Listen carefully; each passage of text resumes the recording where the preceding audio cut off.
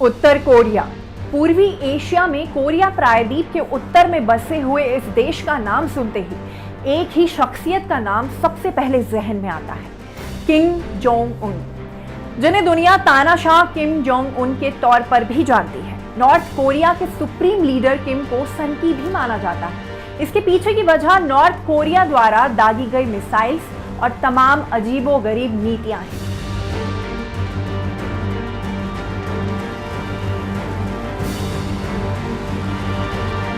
Media reports के मुताबिक साल 2022 में किम जोंग उन के नेतृत्व में रिकॉर्ड मिसाइल परीक्षण किए गए थे, जिनमें से 2 बैलिस्टिक मिसाइलें जापान पर एम की गई थी। इसके अलावा बीबीसी की एक रिपोर्ट में बताया गया है कि साल 2006 से लेकर साल 2017 के बीच कुल 6 न्यूक्लियर टेस्ट हुए, जिनमें से 4 किम के नेतृत्व में ही हुए थे।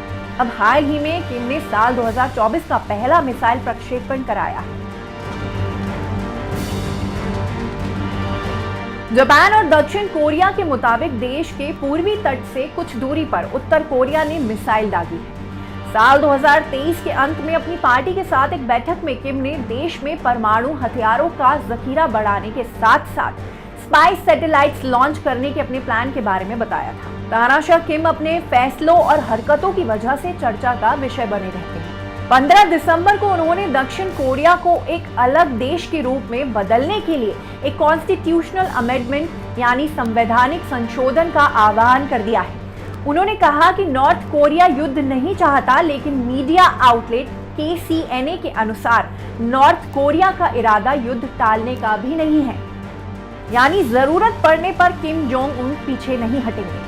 बता दें कि न्यूज एजेंसी रॉयटर्स की एक रिपोर्ट के अनुसार उत्तर कोरिया की रबर स्टैम्प संसद यानी सुप्रीम पीपल्स असेंबली में एक भाषण के दौरान किम ने कहा कि ये उनका अंतिम निष्कर्ष यही है कि दक्षिण कोरिया के साथ एकीकरण अब बिल्कुल संभव नहीं है। रिपोर्ट में KCNA का कहना है कि एकीकरण और इंटर कोरियन टूरिज्म से जुड़े 3 ऑर्गेनाइजेशन बंद हो जाएंगे।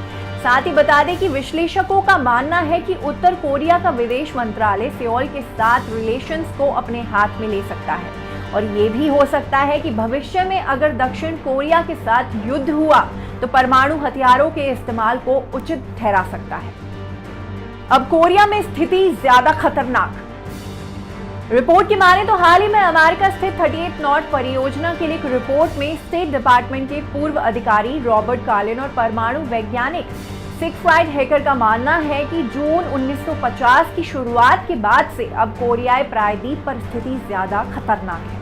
उनका कहना है कि हमारा मानना है कि साल 1950 में जैसे किम के दादा ने जंग में उतरने का रणनीतिक निर्णय लिया था, वैसा ही किम का प्लान है, लेकिन हम नहीं जानते कि किम कैसी और क्या योजना बना रहे हैं। लेकिन वॉशिंगटन, सियोल और टोक्यो में रूटीन वार्निंग से खतरा पहले से ही बहुत ज्यादा है।